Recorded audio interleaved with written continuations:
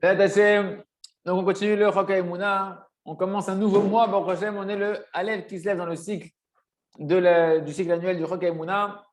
Et on commence tout de suite le jardin de la foi. Tout et pas à peu près tout. Effectivement, dans le langage du Shulchan Aruch, on a vu dans le dernier cours, dans les dernières pages, que c'est marqué tout ce qu'Hachem y fait, c'est pour le bien. Il n'y a pas marqué presque tout ce qu'Hachem y fait, c'est pour le bien.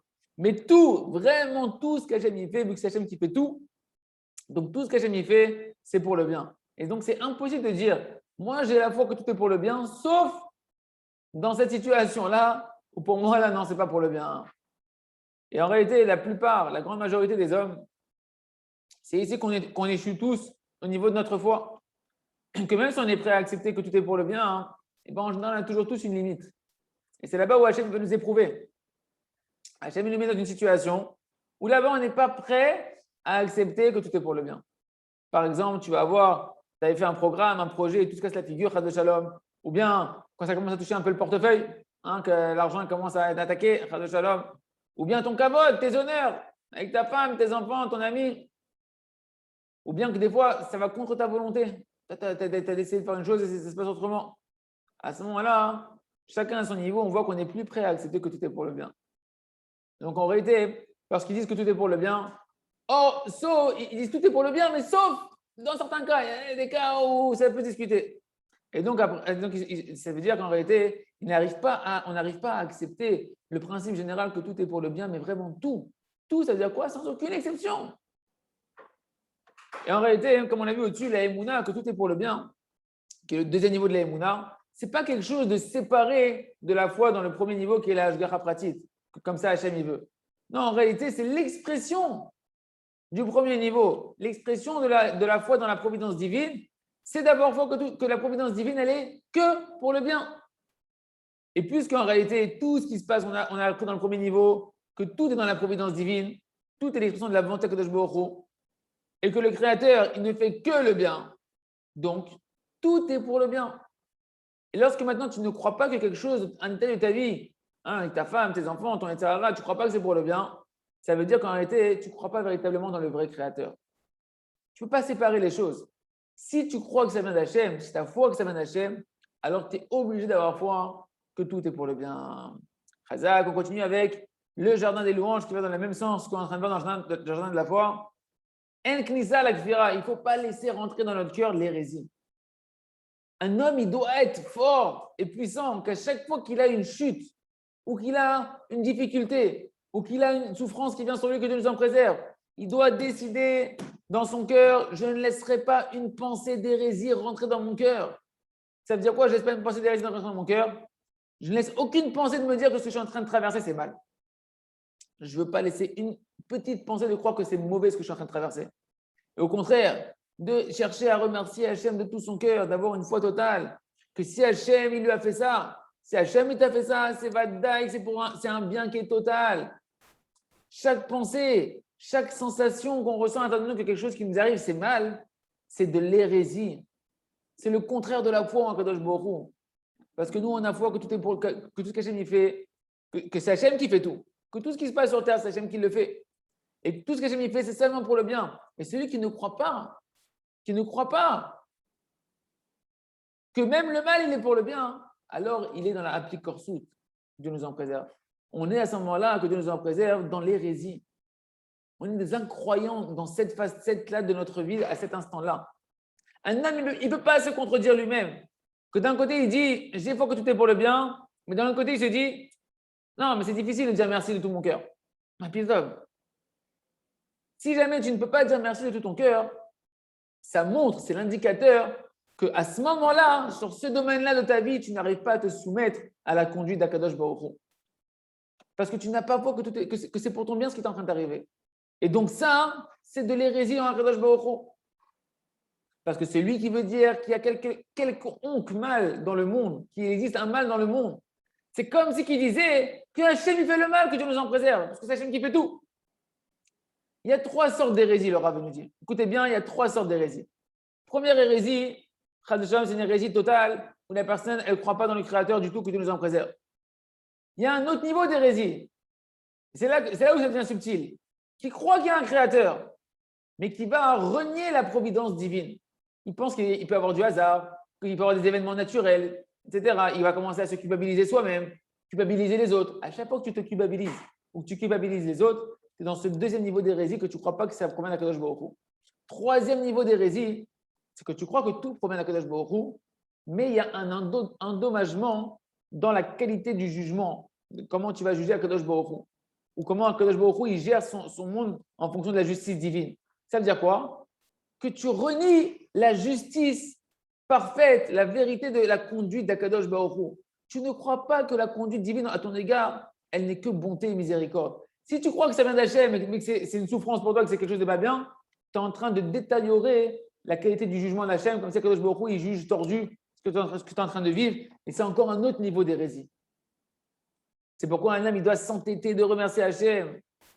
Et on ne peut pas le faire ça, on ne peut y arriver que par la prière. Il faut demander à Hachem, Hachem, donne-moi un cœur fort, courageux, de que te remercier, que te louer. Aide-moi, Kadosh Baruch Hu, que ne rentre pas dans mon cœur aucune pensée d'hérésie, que ce que je suis en train de vivre maintenant, que de croire que c'est du mal. Au contraire, une personne, elle doit avoir foi. Aide-moi à avoir foi, Kadosh Baruch Hu, que tout est pour, que c'est un bien parfait que je suis en train de vivre. Aide-moi à te remercier de tout mon cœur, Kadosh Baruch Hu, avec, comme c'est marqué dans le Shulchan Aruch, avec une conscience totale que c'est pour mon bien, avec une âme ardente qui te remercie véritablement. Et sur ça, un homme, il doit demander à Kadosh Baruch Hu de pouvoir le remercier, jusqu'à pouvoir véritablement remercier Hachem et dire d'une bouche pleine, Amash, Anima Amil, j'ai foi Hachem, Vadaï, que c'est pour mon bien ce que je suis en train de vivre, que c'est pour mon bien, que mon zivoug, que j'arrive pas à trouver ma femme ou mon mari, ou que j'ai pas de shlom baïd pour l'instant, ou que j'ai des dettes maintenant, Chas de shalom, ou bien que j'ai tel et tel problème. Merci à Kadosh Baruch Hu. Et ça, pour ça, une personne doit remercier jusqu'à avoir un merci, que le merci soit sincère, Hachem. On continue avec le livre à travers champs et forêts pour faire notre troisième bonne aujourd'hui. Merci Hachem. Donc, tout ce qu'on a ramené dans la page précédente concernant les lois du Shulchan Aruch, etc., comment prier, en réalité, c'est pour qu'un homme, il arrive, que dans chaque demande qu'il va faire devant un Kadosh Baruch Hu, il soit dans une situation où il demande uniquement pour une seule raison, Kadosh Baruch Hu, parce qu'il est miséricordieux. Parce que Hachem, il a créé son monde pour ça, pour dévoiler à ses créatures qu'il est miséricordieux et qu'il est bon par bonté gratuite. C'est pourquoi, même que maintenant je viens prier la Hamida, ou que je viens faire des Tehillim, ou bien toutes sortes de prières qui sont écrites, et à plus forte raison, si je viens faire mon idée des doutes, je dois me rappeler constamment ce principe général, que je viens maintenant devant un Kadosh Baruch Hu et le supplier le Créateur du monde sur la pauvreté de ma situation, au niveau de mes traits de caractère, au niveau de mon manque de conscience d'Akadosh Baruch Hu, surtout les malheurs de mon âme, etc. Et en même temps, je ne me désespère à aucun moment de l'espoir en Akadosh Baruch Hu et je continue à prier en m'appuyant sur sa miséricorde jusqu'à être délivré. Et ça, en réalité, c'est la question, rappelez-vous le machal qu'on avait vu dans la page précédente, c'est la question qu'on doit toujours avoir dans la tête. Pourquoi je marche comme ce fils de milliardaire, avec des habits déchirés, affamé, meurtri dans ma chair, malade? J'ai un Père dans le ciel qui peut tout faire en un instant, c'est le milliardaire des milliardaires. Et je peux tout lui demander, je peux être sadique gamour, je peux tout mériter, toutes les délivrances que j'ai besoin. Pourquoi ma bouche, elle reste fermée? Pourquoi? Comment Hachem, il va me donner si ma bouche, elle reste fermée? Comment mon Père, il va me donner si je ne lui demande pas? Parce que Kadosh Baruch Hu, il donne à chacun en fonction de la bouche qui va élargir. La bouche, en réalité, c'est elle qui construit les réceptacles pour recevoir les délivrances et l'abondance de Kadosh Baruch Hu. La bouche d'un homme, c'est la porte des canaux de l'abondance d'Akadosh Baruch Hu. Dans toutes les dimensions, que ce soit les canaux de l'abondance matérielle, les canaux de l'abondance spirituelle. Ça veut dire quoi? Le fait que le Tzara, il arrive à fermer ta bouche, c'est ça l'empêchement numéro un. C'est ça l'empêchement numéro un pour un homme de recevoir ses délivrances. C'est pourquoi un homme, il doit toujours se rappeler le passouk de la Torah écrite qu'on a vu. Je l'écouterai. Et Hachem, il a dit, je t'écouterai. Pourquoi? Parce que je suis bon par bonté gratuite. Et avoir foi dans ce fondement-là. Et sur ce fondement-là, il faut prier et prier et prier à Kadosh Baruch Hu de pouvoir l'intérioriser. Et une fois que je l'ai intériorisé, je peux après supplier à Kadosh Baruch Hu d'avoir ma délivrance parce que je sais qu'Hachem va me donner par bonté gratuite. Mais sur ça, il faut beaucoup prier, le Rav nous dit. Sur ça, il faut beaucoup prier jusqu'à avoir foi, une véritable émouna, que Hachem, il est rachou, qu'il est miséricordieux. Et de ça, de cette émouna-là, de cette foi-là dans la miséricorde gratuite d'Hachem, de là, elle dépend ma délivrance et la force de ma prière. On continue avec le jardin de la sagesse.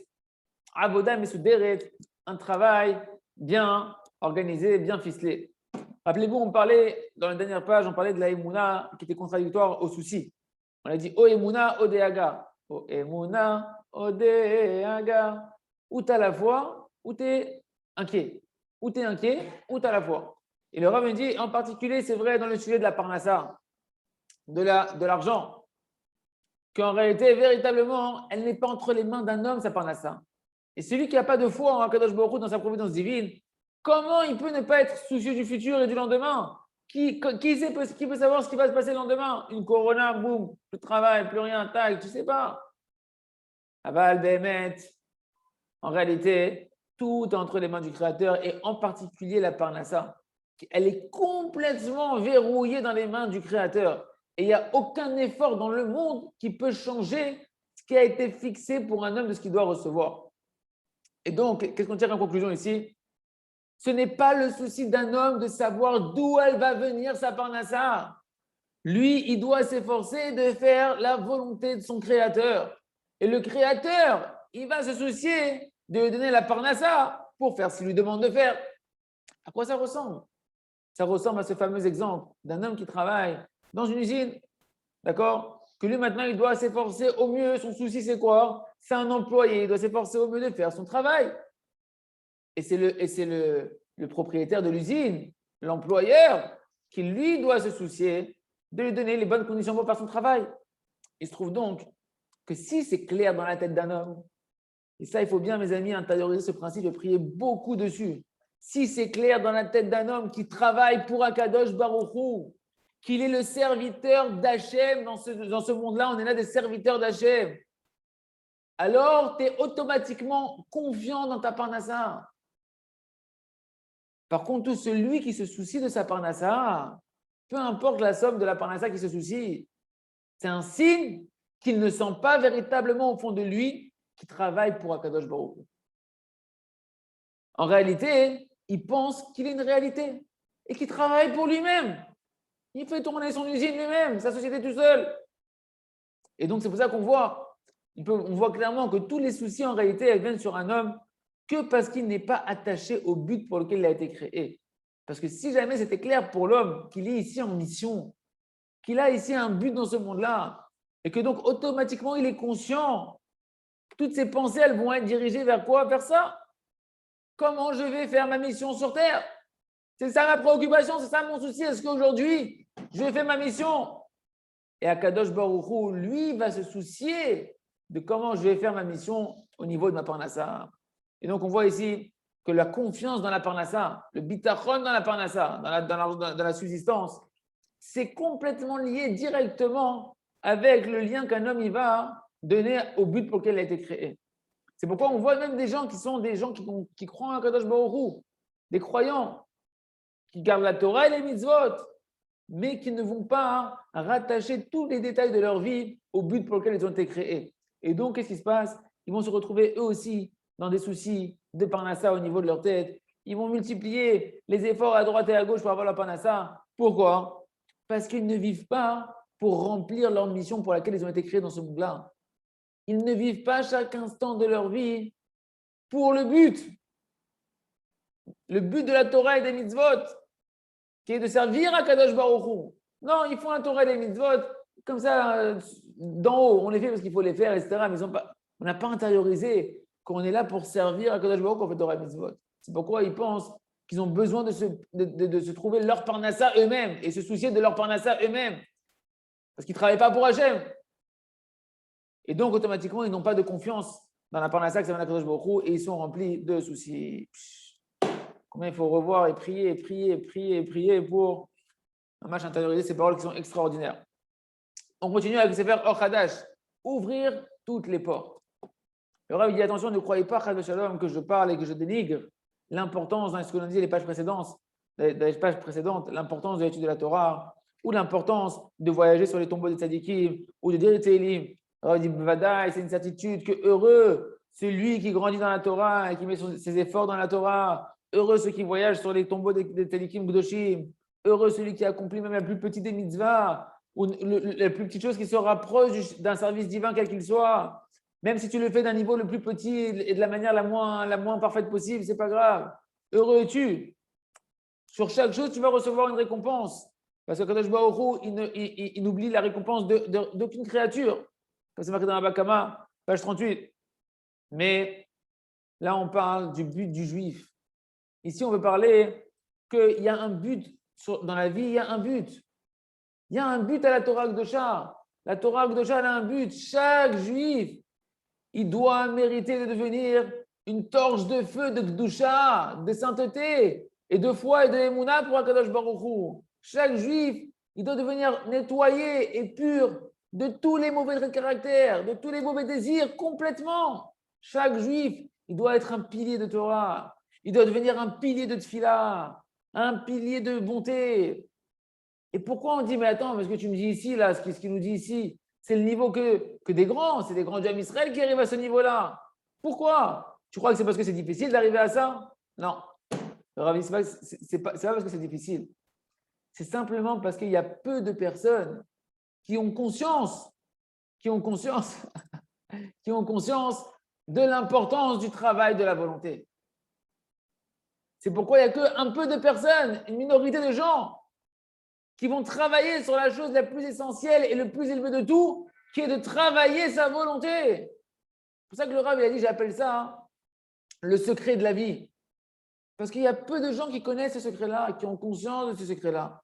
C'est pourquoi il faut savoir que la tfila, la prière, les teilim, les psaumes et les kivrei tzadikim, l'essentiel de leur niveau, l'essentiel du niveau qu'il y a dedans, la grandeur qu'il y a dedans, c'est qu'en réalité, ce sont tous des fenêtres d'opportunités pour travailler ta volonté. Tu es dans une opportunité extraordinaire de pouvoir travailler ta volonté. C'est le moment où le créateur du monde, le roi des rois, le roi du monde, il t'invite, à travers la prière, la tefila, la Torah, les kivrei tzadikim, il t'invite à rentrer dans ses trésors. Et tu peux prendre tout ce que tu veux, combien tu veux. Et Kipchuto, combien tu veux. Et il y a deux sens à combien tu veux. En fonction de combien tu veux, combien tu vas prendre, évidemment. Mais il y a deux sens dans une Rav. En fonction de la quantité des volontés que tu vas avoir, et ben tu vas prendre. Et en fonction de combien de fois tu vas répéter cette volonté, tu vas la répéter. Tu vas répéter les mots. Tu as dit encore une volonté, tu apprends encore une délivrance. Tu as dit encore une volonté, tu apprends encore une délivrance. Et nous, on doit être intelligent, on doit être clairvoyant, de pouvoir optimiser chaque opportunité pour la travailler correctement. Et surtout ne pas gaspiller ces opportunités avec des bêtises. Parce que le travail de la volonté, c'est un travail qui n'est pas difficile en réalité. Comme c'est marqué dans Dvarim, chapitre 30, verset 14, c'est une chose qui est très proche de toi, dans ta bouche et dans ton cœur, de pouvoir l'accomplir, pas plus loin que ta bouche et ton cœur. En réalité, pour le travail de la volonté, effectivement, il suffit de vouloir dans le cœur, dans ton cœur à toi, de travailler tes volontés dans ton cœur et de sortir ces volontés, de les exprimer dans ta bouche, dans des prières à Kadosh Baruch Hu, dans tes propres mots à toi. Et chacun, il peut faire ça facilement. Mais c'est tellement facile, tellement simple, que le Yetzer Hara, il fait tout pour cacher cette clé extraordinaire que Kadosh Baruch Hu il a créée. On croit qu'Hachem, il a des choses impossibles à faire. C'est tout simple. Simplement, le Yetzer Hara, il se bat pour nous le cacher. C'est pourquoi la volonté, elle reste un secret. Le travail de la volonté, il reste un secret pour la majorité des hommes. Même ceux qui sont déjà conscients que l'essentiel, c'est la volonté. Et qui font même des discours sur la volonté. Ils enseignent la volonté. Même chez eux, en réalité, le travail de la volonté, il reste encore quelque chose de secret. Et ils sont éloignés de ça. Alors maintenant, venez, on voit ensemble, mes amis, comment on dévoile ce secret? Comment on ouvre la porte vers le trésor, les trésors du roi, qui est en réalité la volonté? On verra ça dans la suite du Chok HaEmunah.